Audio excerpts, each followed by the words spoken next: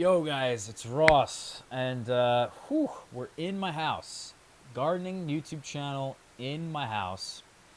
We figured it out. We figured out a way to grow every single thing I ever want to grow in my house. We did it. No, it's just very cold, guys, and I think there's some things I want to show you guys. I think you'd really be interested in. That I'm really excited to show you. Personally, I have just run out of ideas in terms of what to do at this time of the year. I want to keep making content for you guys. The last video I just put out was yesterday. That was filmed in August. So um, it's not necessarily that I'm running out of ideas, but I've just been very busy in the last couple months studying for the CPA exam, taking the CPA exam. Now tax season's beginning. I'm an accountant, for those of you that don't know. I do taxes. I do people's taxes for a living, so I'm going to be really busy all the way until April, the end of April, and then in the beginning of May, end of April is actually when the growing season begins, and that's when most of my filming and growing happens. But so right now I'm in Pennsylvania. It's January 24th. It's cold. It's also very cold. In addition to me just being very busy, it's tough to get out there, make videos that are interesting, without freezing my ass off. So um, those are going to come. We are going to do some videos outside. I'm not going to just sit inside and sit at my desk and do this style of video for the entire winter. But I do want to do this now and see what you guys think of this style of video. I do have some really interesting stuff I think that can come from this style of video, and we're going to get to that. So now let's talk about what I want to show you guys, which is my Facebook page. And if we go over here to my YouTube channel and you go to any of my videos, we just were at the one with Doug, and this is the one I put out yesterday. And then if you go to the description, you can see in my description my Facebook page. This goes directly to this page, and I've talked about it a couple times, but I really want to expand upon it and show you guys what's even on this Facebook page. I think it's a nice thing for people to go to and follow me at, because one, it's on Facebook. A lot of you guys probably have a Facebook. I know some of the younger people have stopped using Facebook for the most part, but more of the older folks have started using Facebook, and now the younger folks are on to other things like Instagram, maybe Snapchat. I think this is a good happy medium. I think more people have Facebook than anything else, so I want to use this. Plus, I like this. I'm not a huge fan of Snapchat or Instagram. I'm not a social media whore, so I really want to stick to very few things as possible, and I'm kind of actually using this in a way as if it was Instagram. I don't really post videos here, but this is a video that I did, and I haven't done it in a while, and I wanted to update you guys on my life as to what was going on and why I hadn't put out a video. But I have actually been posting different things throughout all this time. Even though I have been busy and have been studying, I haven't had time to edit and create content for you guys. I have been posting a lot of things, and usually they're actually photos. Things that I found interesting, like this is a white lady peach that I am going to grow next year. You know, you could kind of figure out what's going on in my life in terms of what I'm going to grow for next year. This is a French variety of a fig called Bicane, which I really would like to grow. It means bike, I believe, in French. There's Mokum carrots that I want to grow. There's all these different things. I recommended a nursery that you guys try for bare-rooted fruit trees. There's cooking things. So my girlfriend and I really like to cook, and we create all these different things. And if I think it's interesting, you guys would want to see, something more interesting than just like eggs or something, then I'll take a photo of it. Oh, here's eggs. But, I really like to try and post different things that are going on in my life so you guys can see all the different things. Like this one right here is a perfect example. So this is a picture of the last thing I've done outside. So I made a video on this, but I haven't posted or edited the video yet. But I did take a picture of it, describe what's going on here, so you guys can kind of be up in the loop and know what the hell's going on. So this is a really great source of information, I think, if you're really trying to stay up to date with Ross Ratty and trying to follow me. Um, and again, if you want to find my Facebook, you can go to my, any of the videos I have and go to the description, or you can just type in facebook.com/Ross Ratty. That's where you'll find this page. The other nice and really cool thing about this description here, and it's in every single video, I put this in the description, is a spreadsheet of mine, and it really details what I grow. So this is it, guys. This is the spreadsheet that I really have spent a lot of time and dedication to, for not only my own purposes, but also for you guys as well, so that if I'm learning something, I then put it in this spreadsheet so that I can keep track of it. It really helps me learn, really keep track of things. Gardening planning is so important. I really just cannot stress it enough.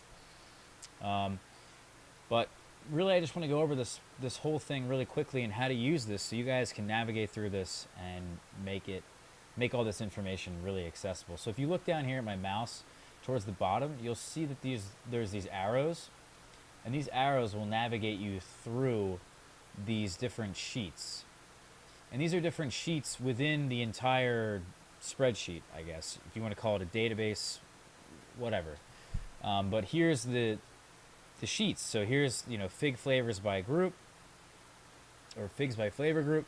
So these are all the different types of figs there are and different flavors and how I've categorized them and descriptions for that. You can really get in depth with this. This is kind of up to interpretation, but this is what I've been talking about on all the fig reviews I've done. And when I mention that something's a berry fig, this is what I mean. Then we have figs for commercial use. This thing needs a lot of revamping. I just created this. There's still a lot to add, and you know what?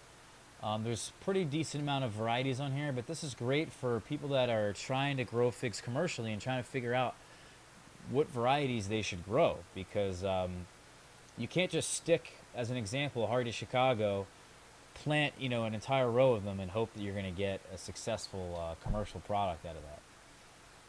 Then we have fig synonyms. These are not all synonyms, but these are all figs within a certain category that I've either named or whatever it is, that I've basically done the research and figured out that these figs are very, very similar. Whether or not they are the same, we'll never know. Need genetic testing. But I can guarantee you that if you're trying to get a fig in this category, or if you already have a fig in this category and you're looking for another fig in this category, it might just be a bad idea because they're so similar, it's not worth growing them both. Then we have top figs for zones 7 through 5 or 5 through 7. These are figs that just really do well in short season climates or in rainy climates. And they're also kind of tasty. I like to choose, these are my top choices here. These are candidates that I've been considering, and I'm going to hopefully do more research on to see if I can add them to my top choices. But I've been saying this a lot, and people ask me all the time, I guess. They're really concerned with the right fig variety. This is where you need to go if you're trying to grow figs in Pennsylvania or in my area. A lot of the other figs are just a waste of time. You're going to get a lot more hassle. It's not going to be as rewarding. But if you go with these figs, a certain amount of them, the majority of them have been proven to work here, proven to do well here. So that's a list of them. Then you have my figs. These are all the figs that I grow. And I grow these figs, it's important for a serious collector to keep track of all of these. That's why I have that. I have the source, the person I got it from, the correct spelling of the fig, what size container it's in, if it's on a rootstock. All this different information is really important to my success as a serious hobbyist. Me trying to figure out which varieties do better than others, this is really key to that. Then I have a spreadsheet dedicated, again, to keeping track of something for me, which is what I'm grafting. And this is all the new varieties I've received this year or will receive, that I think are worthy to be grafted onto my rootstock that I've selected. I've selected 40 plus varieties for rootstock.